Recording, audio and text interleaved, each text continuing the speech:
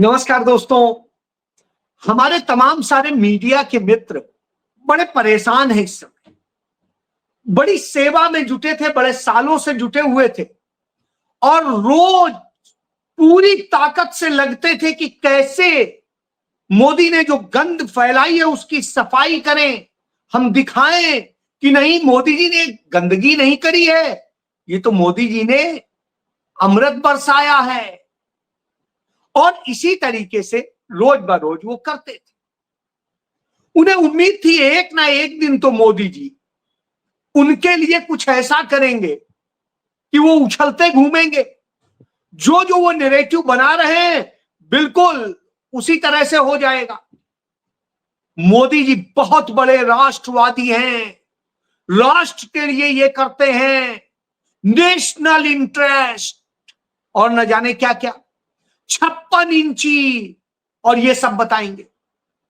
जब यह बात सामने आती तब बेचारे कल से बुरी तरीके से बिलबिलाए हुए रो रहे हैं। ऐसी जगह उनके घाव हुआ है कि न किसी को दिखा पा रहे हैं, न अपने हाथ से मरहम लगा पा रहे हैं। और जिस किसी से मरहम लगाने के लिए कहते हैं वो खुद ही उनकी खिल्ली उड़ाने लगता है। तो अब आप समझ लीजिए कि गोदी मीडिया का क्या हाल हो गया है। वो अपने न्यूज रूम में हो, न्यूज रूम के बाहर हो, चाय की ठेलियों के पास हो, जो आप देखेंगे तमाम मीडिया हाउसेस के अगल बगल चाय की कुछ बाहर दुकानें होती, अपने ऑफिस की कैंटीन की वो चाय नहीं पीते, वहां आकर के पीते हैं। और कैंटीन में भी बैठते हैं तो धीरे धीरे मेजों को किनारे करके उसमें एक एक अपने गैंग बना के बैठते हैं, वहीं चर्चा करते हैं। तो इस समय एक चर्चा बढ़ी कि जातिगत जनगणना होगी तो मीडिया में भी जात की जनगणना होगी, वहां का भी डेटा निकलेगा। और डेटा निकलेगा तो ये राहुल गांधी तो 50% का कैप तोड़ने की बात कर रहा है, हम कहां रह जाएंगे, हमारी क्या हालत होगी। वो तो प्राइवेट की भी बात कर रहा है, हमारी क्या हालत होगी, हम कहां जाएंगे, क्या करेंगे। तो बड़ा परेशान घूम रहे हैं। बड़े समय तक इन्होंने बड़े शोर मचाए थे, लेकिन राहुल गांधी ने वो नैरेटिव गढ़ दिया कि अब समझ में नहीं आ रहा है क्या करें। आदित्यनाथ बौखलाया घूम रहा है गंगा पे, नाव में उसने भी मोदी की तरीके से इंटरव्यू दिया था और कहा था ये जातिगत जनगणना समाज को तोड़ने वाली है, ये करने वाली है, वो करने वाली है। अब मजबूरन ट्वीट करके इसे बड़ा महान कार्य बताना पड़ रहा है। चाहे इनके तमाम सारे नेता हों, वो नितिन गडकरी अब किसको लात मारेंगे, कहां मारेंगे समझ में नहीं आ रहा है। उन्होंने मोदी को मारी या अमित शाह को मारी या राजनाथ को मारी या किसको मारी, ये कैबिनेट ने पास कर दिया। अश्विनी वैष्णव भी नहीं बता पा रहे हैं, वो तो बखान करके आ रहे। और उसके बाद में अनुराग ठाकुर अब क्या करेगा, जाति बतानी पड़ेगी। और धर्मेंद्र प्रधान क्या बोलेंगे जो इसे कितना घातक बताते थे।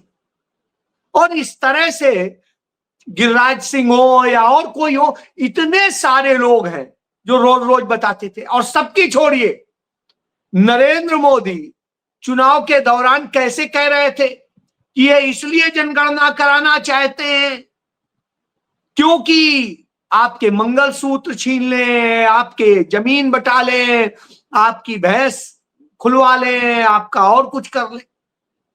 तो साहब अब बताइए जातिगत जनगणना क्या हो। तो सब परेशान है, अपने घाव को मरहम लगाने की एक दूसरे से को रिक्वेस्ट कर रहे हैं। अब समझ में नहीं आ रहा है घाव किस जगह है कि वहां उंगली डाल के लगाया जाएगा कि कुछ और डाल के लगाया जाएगा, समझ में इनके नहीं आ रहा। जब यह स्थिति हो तो दूसरा आ जाता है कि साहब नरेंद्र मोदी जो कहते हैं वही तो नहीं करते। नरेंद्र मोदी ने कहा कि हम रोजगार देंगे, 2 करोड़ रोजगार हर साल देंगे। हालत यह हो गई कि पूरी दुनिया में सबसे बड़ी बेरोजगार आबादी हिंदुस्तान के अंदर हो गई, भारत के अंदर हो। कहा हम छोटे उद्योगों को बढ़ाएंगे, सबसे ज्यादा एमएसएमई नरेंद्र मोदी के शासनकाल में बंद हो गए। अब आता है कि नरेंद्र मोदी ने क्या कहा, बहुत हुई महंगाई पे मार अब की बार मोदी सरकार, और स्थिति ये हुई महंगाई में देश को मार डाला। किस किस चीज की बात करेंगे? कहां बेटियां सुरक्षित करने की बात करते थे, बेटी बचाओ बेटी पढ़ाओ, सबसे ज्यादा रेपिस्ट और रेप करने वाले और सब इन्हीं के लोग निकल रहे हैं, सबसे ज्यादा रेप हो रहे हैं। फिर जिसको जिसको जो जो बोला उन्हीं को ही रगड़ दिया।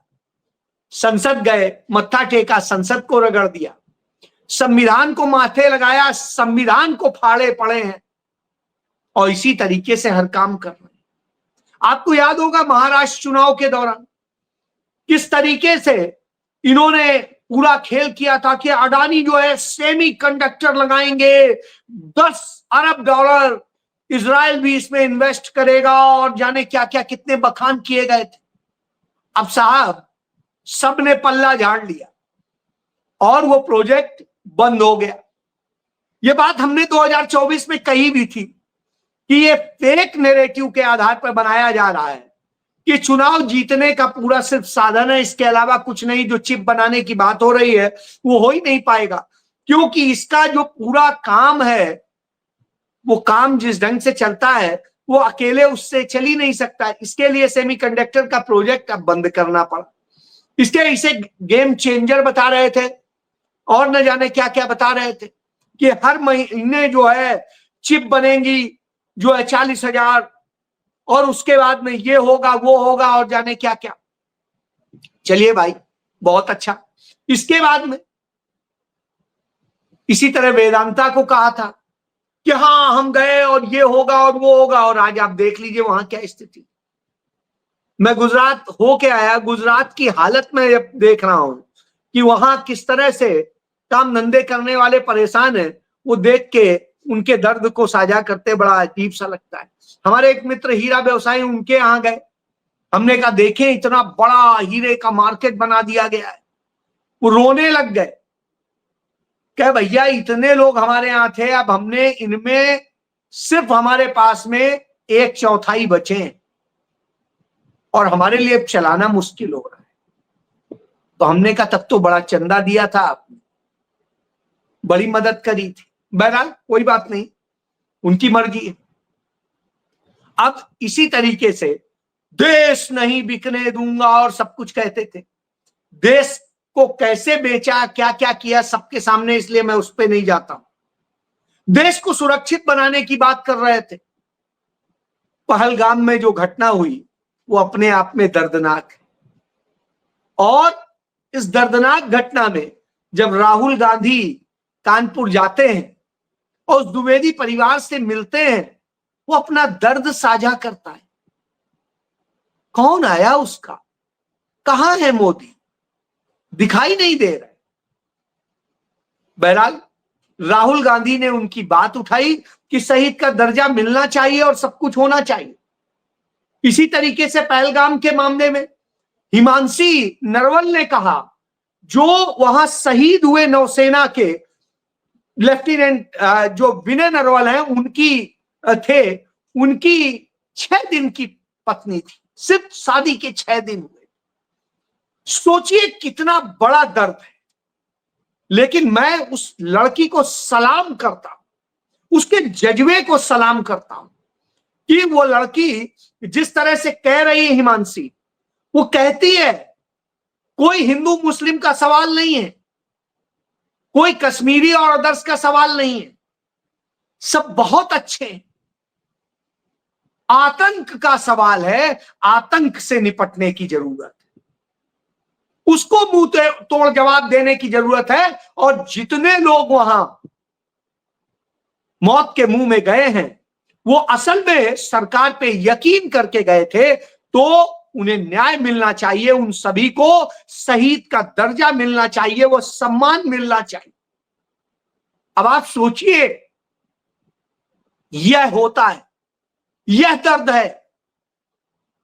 विनय नरवल की बहन हरियाणा के मुख्यमंत्री से एक प्रकार से उसने कॉलर पकड़ा हुआ था कि बताइए, घंटों ये हो रहा था, लोग कहां थे, क्या थी? हमने यही चीज गुजरात में देखी, खुद देख के आ रहा हूं। रो रही थी वह महिला कि मेरा पति आज ये। उस दर्द को कौन महसूस करेगा? वही करेगा जिसके परिवार का कोई खोया है, जिसने आतंक में अपने लोग खोए। और ऐसे राहुल गांधी है, प्रियंका गांधी है, जिन्होंने अपनी दादी को भी खोया, अपने पिता को भी खोया, और सोनिया गांधी है जिन्होंने अपने पति को खोया। तो वो उस दर्द को महसूस करते हैं, तो इसलिए वो सरकार से कह रहे हैं कि सुनिए, जातिगत जनगणना और सारी चीजें होती रहेंगी, सबसे बड़ा विषय आज ये है कि इनको न्याय मिले। लेकिन साहब, हम तो थैंक यू बोल सकते हैं राहुल जी कि आप कम से कम आवाज तो बन रहे हैं। बाकी सब तो गिरगिट की तरह से सिर्फ पलटी मारते हैं। जैसे जातिगत जनगणना पे देख ही रहे, बेचारे कल तक जातिगत जनगणना को खतरनाक बता रहे थे, हानिकारक बता रहे थे, तोड़ने वाला बता रहे थे। आज उसके गुणगान इतने बता रहे हैं कि अब समझ में नहीं आ रहा है कि तब वो सही बोल रहे थे कि आज सही बोल रहे हैं। जवाब ही नहीं है। और उसके बाद मीडिया की स्थिति ये कि जो मीडिया कल तक उसे बड़ा घातक बता रहा था, राहुल गांधी की इस मांग को वो बेजा मानता था, वो आज इसे मोदी की सर्जिकल स्ट्राइक कह रहा है और न जाने क्या क्या कह रहा है। भैया, हमें ये सर्जिकल स्ट्राइक नहीं, सर्जिकल स्ट्राइक वहां कीजिए जहां पाकिस्तान लगातार ये कर रहा है। और पाकिस्तान क्या कर रहा है? पाकिस्तान ने इसके बावजूद दुस्साहस नहीं छोड़ा है, लगातार सीमा पर उस सीज फायर तोड़ रहा है, गोलीबारी कर रहा है। हमारे देश का मीडिया कहीं कहता है उनकी नौ सेना पिद्दी है, हम भी कहते हैं पिद्दी। वो कहते हैं उनकी सेना बिल्कुल बेकार है, हम भी कहते हैं बिल्कुल बेकार है। वो कहते हैं उनकी वायुसेना बिल्कुल बेकार, हम भी तो यही कह रहे हैं साहब, सब बेकार है, उनके अंदर दम नहीं है। तो जवाब दीजिए ना, जवाब तो आपको देना है, हमें नहीं देना है।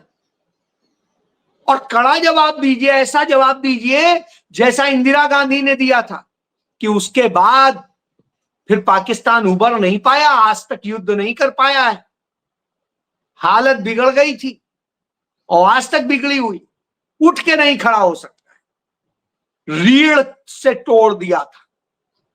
वैसे ही आप भी तोड़ दीजिए, हम यही तो चाहते हैं, क्योंकि हम सब देश को प्यार करते हैं। तो अब क्या है, पाकिस्तान की सेना का एक और दुस्साहस सामने आया। भारतीय सीमा पर उसकी लाइव फायरिंग की प्रैक्टिस की है उसने। इतनी पिद्दी है, इतना सब कुछ है, तो इतनी हिम्मत कैसे दिखा रहा है भाई?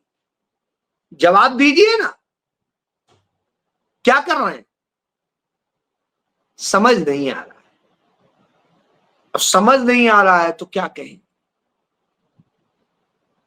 जब बार बार इस देश का मीडिया सबको ये बता रहा है हर कोई तो बेकार है, सिर्फ मोदी अच्छे हैं, मोदी के तमाम नीतियां अच्छी हैं, मोदी ने जो किया बहुत अच्छा किया, चाहे नोटबंदी हो, चाहे जीएसटी हो, चाहे जो कुछ हो, लेकिन उसके कारण हुई बर्बादी के लिए मोदी जिम्मेदार नहीं है। इसी तरीके से देश के अंदर हुए करीब 3000 से अधिक आतंकी हमले हो चुके हैं 2014 से लेके 2024 तक, इतने ज्यादा हो चुके हैं। और ये मैं नहीं कह रहा हूं, पूर्व रा प्रमुख दुलत साहब ने इस बात को कहा कि बहुत बुरी स्थिति है। क्यों? क्योंकि आप यकीन नहीं पैदा कर, आप उन पर हमला करेंगे, आप और दूसरी चीज करेंगे, निश्चित रूप से तमाम सारे लोग इसके कारण से दुखी होते हैं और वो गलत राह पकड़ लेते हैं। आपको सही राह में लाने के लिए उनको साथ और लाना पड़ेगा, विश्वास जगाना पड़ेगा, वो आप नहीं कर पाए। और विश्वास उन पे छोड़िए, इस देश के 65% लोगों को आप विश्वास नहीं दिला पाए, इसी की वजह से ये सब होगा। आपकी नफरत की सारी प्रयोगशाला इसीलिए फेल हो जाती है, आपके तमाम ड्रामे फेल हो जाते हैं और आपको अंत में राहुल गांधी के बताए रास्ते पर ही आना पड़ता है, क्योंकि वही एकमात्र रास्ता है जो आपको बचा पाएगा। मोहब्बत का रास्ता, सामाजिक न्याय का रास्ता और हर व्यक्ति को उसका हक देने का रास्ता। जी हां, यही बचाएगा। इसलिए सोचिए क्या करना है, क्योंकि आपकी तो फैक्ट्रियां भी फेल, आप भी फेल। तो ये उल्टा पुल्टा करा के जो आप सोच रहे हैं कि कुछ वाहवाही मिल जाएगी, तो उससे कुछ होने वाला नहीं। सोचिए, हम तो जानते हैं। जय